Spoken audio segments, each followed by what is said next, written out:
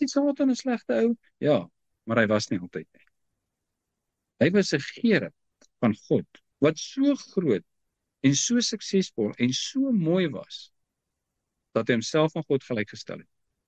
Dat 'n derde van die engele in sy lippe gehang het. En toe was hy 'n goeie ou, maar toe kry hy hoogmoed.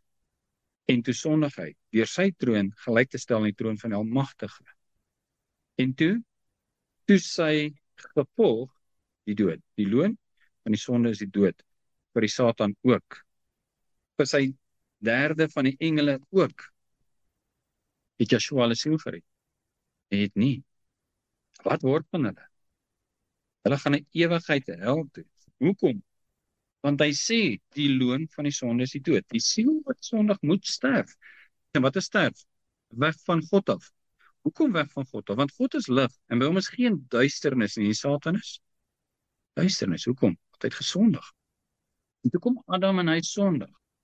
En as God konsekwent is, en hy is geregtig, wat behoort die uiteinde van Adam te wees? Die uiteinde van Adam moet dieselfde wees as die uiteinde van Lucifer, want die oortreding is dieselfde. Wat is die oortreding? Ongehoorsaamheid aan Vader. Ongeloof. Hoekom was die Satan ongelowig? Want God het gesê, ek is God, en naas my is daar niemand nie. Ek is die Almagtige, daar is geen ander God nie. Satan sê, ek weet nie waar ek dit glo nie. Ek is ook God. Wat is dit? Ongeloof. Voor Adam sê, Adam, moenie die Satan glo nie. Ek wil jou lieg. Bly weg daar. Daai kennis gaan jou doodmaak. Die Satan kom na hom toe sê, God lieg vir jou.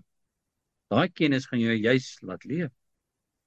Ongeloof in God maak dat hy die Satan glo. Presies dieselfde oortreding.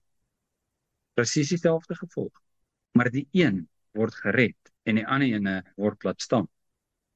Hier staan nou, geseënd is God en Vader van ons meester Yeshua, die Christus, wat na sy groote barmhartigheid ons. Waar is die Satan en sy engele? Is daarby in? Hoekom nie? Want daar is nie barmhartigheid vir hom nie. Die wedergeboorte geskenk vir die Satan? Nee. Vir Adam? Ja.